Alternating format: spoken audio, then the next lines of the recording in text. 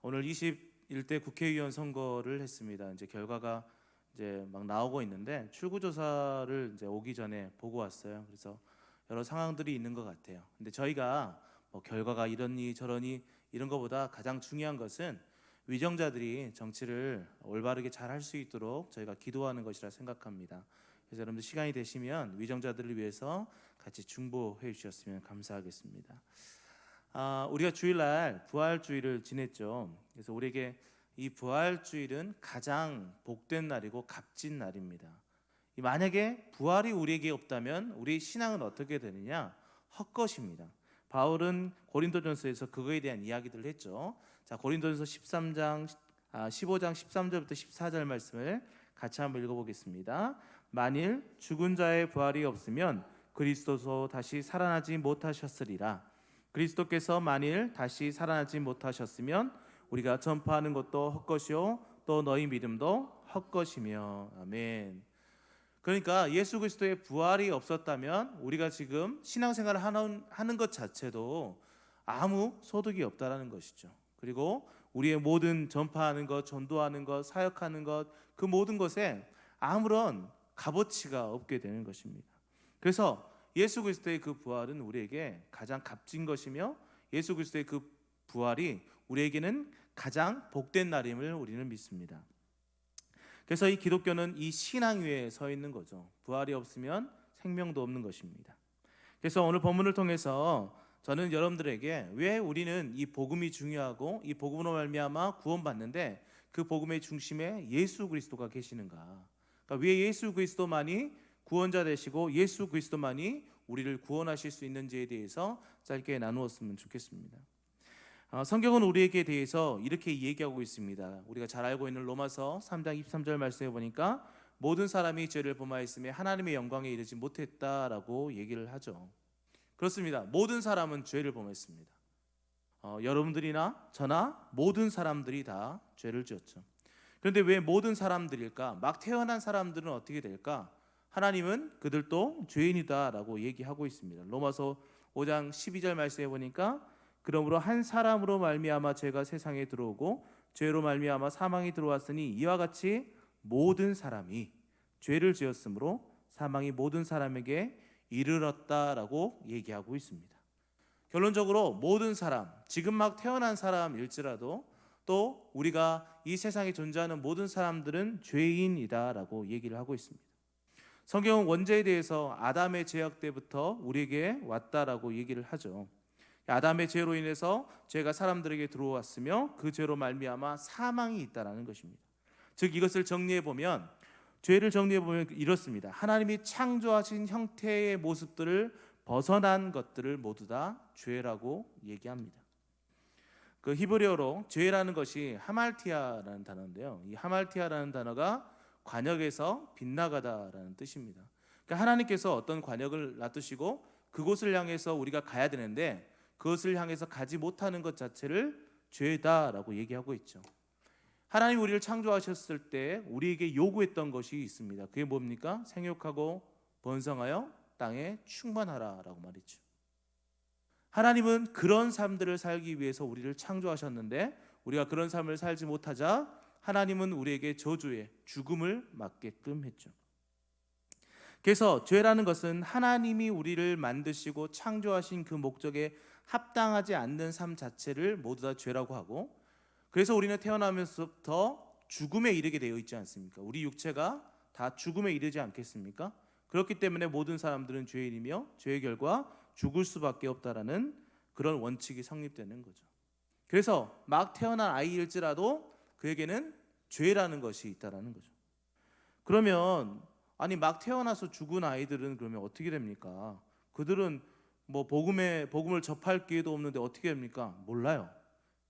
정확히는 모르겠어요. 그러나 하나님은 신실하시고 선하시기 때문에 하나님의 원칙과 하나님의 방법이라면 그 어떤 하나님의 은혜가 있으리라 생각은 합니다. 그러나 어떻게 될지 성경에 정확히 나와 있지 않기 때문에 그것에 대해서는 우리가 뭐 이렇다 저렇다 말할 수 없겠죠. 이순신 장군이 천국 갑니까 지옥 갑니까 이런 질문하고 똑같은 거예요. 모르겠어요. 하나님만이 아시는 것입니다. 그러니까 중요한 것은 모든 인간들은 죄인이라는 사실은 변함이 없다라는 거죠. 죄의 결과로 죽음이 있고 그 죽음 때문에 우리는 예수 그리스도가 필요한 것입니다. 그래서 성경은 우리에게 한 사람 아담의 죄 때문에 우리가 죽음에 이르게 되었고 한 사람을 통해서 다시 생명으로 옮겨질 수 있다라고 얘기하고 있습니다. 로마서 5장 18절 말씀 같이 한번 읽어보겠습니다. 시작. 그런즉 한 범죄로 많은 사람이 정죄에 이른 것 같이 한 의로운 행위로 말미암아 많은 사람이 의롭다 하심을 받아 생명에 이르렀느니라. 아멘. 그래서 생명이라는 말이 여기 있는 것입니다. 우리는 죄의 결과로 죽음에 이를 수밖에 없죠. 그러나 한 사람이 의롭다 하심을 받아, 그러니까 그 한 사람으로 말미암아 사람들이 의롭다 하심을 받아 이 죽음에서 생명으로 옮겨졌다라는 것입니다. 그것은 무엇일까요? 바로 예수 그리스도시죠. 또 예수 그리스도의 십자가 사건이 우리로 하여금 죽음에서 생명으로 옮겨지게 하십니다.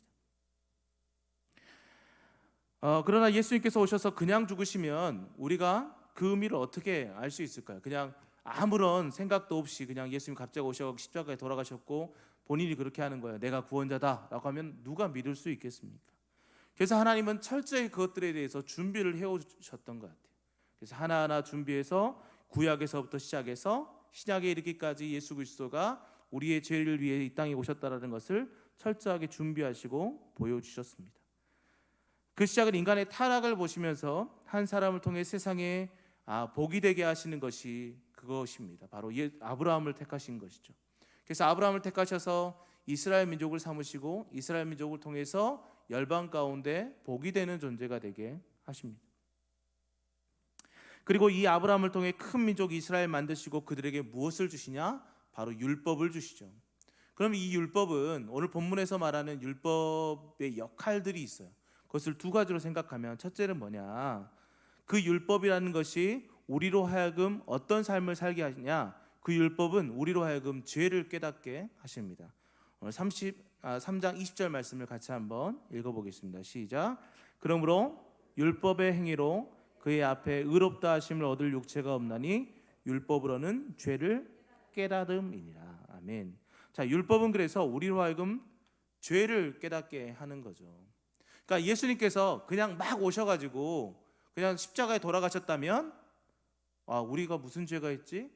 왜 예수라는 사람이 우리를 위해 죽지?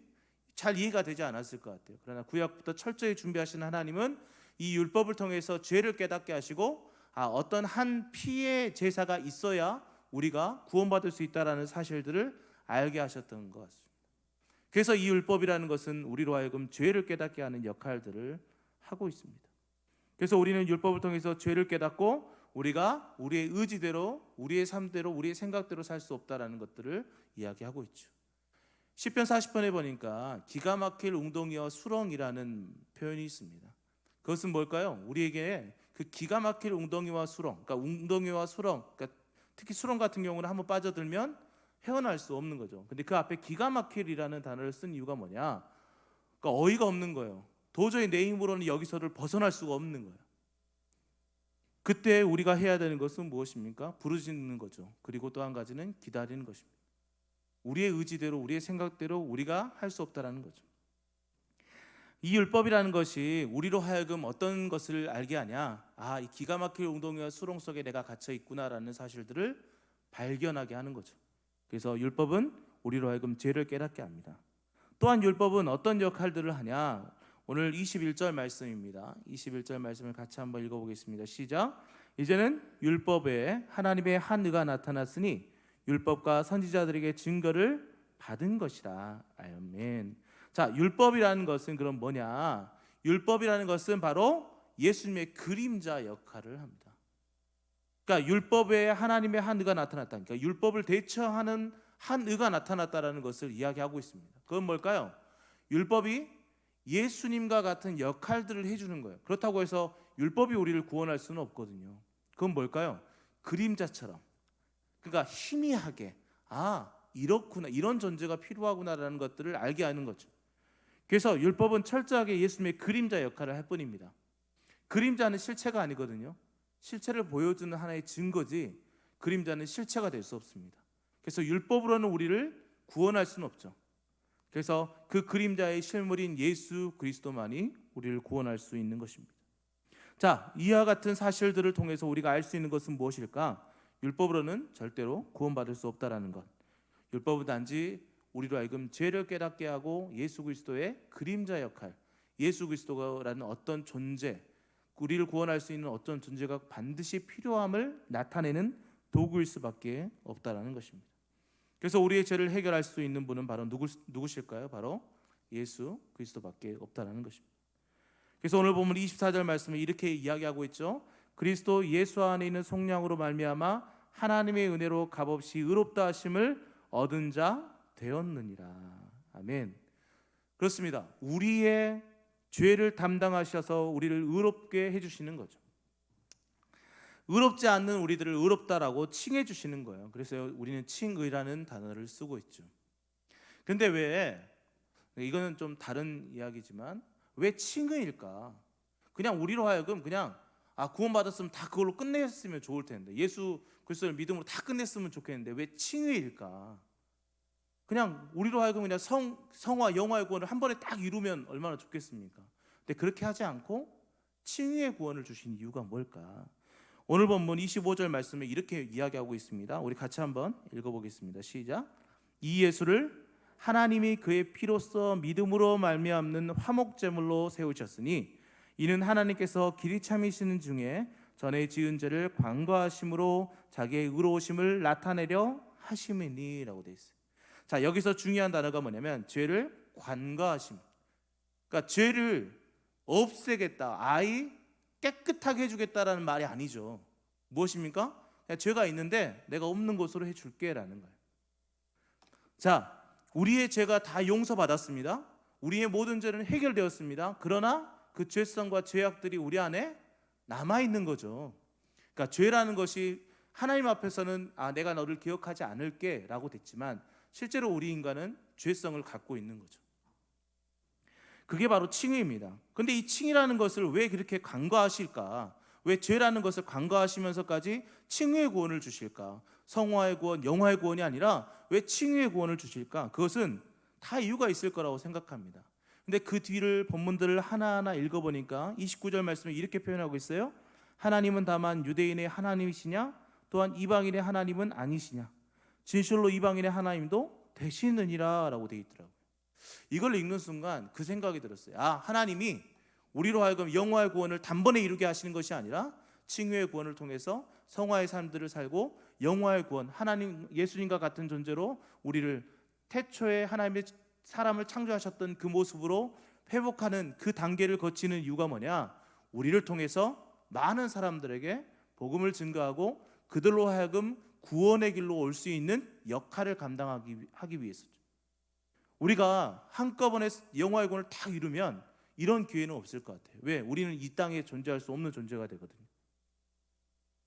그래서 로마서 10장 13절 말씀에 누구든지 주의 이름을 부른 자는 구원을 받으리라 라고 말하고 있습니다. 누구나 다 구원을 받을 수 있다는 것이죠. 그러면서 분명히 밝히고 있는 것은 뭐냐? 13절 그 다음 14절에 이렇게 얘기하고 있어요. 그들이 믿지 아니하는 일을 어찌 부르리요? 듣지도 못한 일을 어찌 믿으리요? 전파하는 자가 없이 어찌 들을 것이냐라고 얘기하고 있습니다. 바로 하나님께서 칭의의 구원을 주신 이유가 뭐냐? 바로 우리로 하여금 많은 사람들에게 복음을 증거할 수 있는 그 기회를 우리에게 주시는 거예요. 그래서 이 땅에서 우리를 완전히 변화시켜서 우리를 데려가시는 것이 아니라 이 땅에서 이 모습 그대로, 죄성을 가지고 있는 모습 그대로 놔두신 이유는 뭐냐? 그 사람들을 위한 거죠. 세상 사람들에게 복음을 증거하기 위해서. 그런데 중요한 것은 여기에 있습니다. 이것들이 다 중요하죠.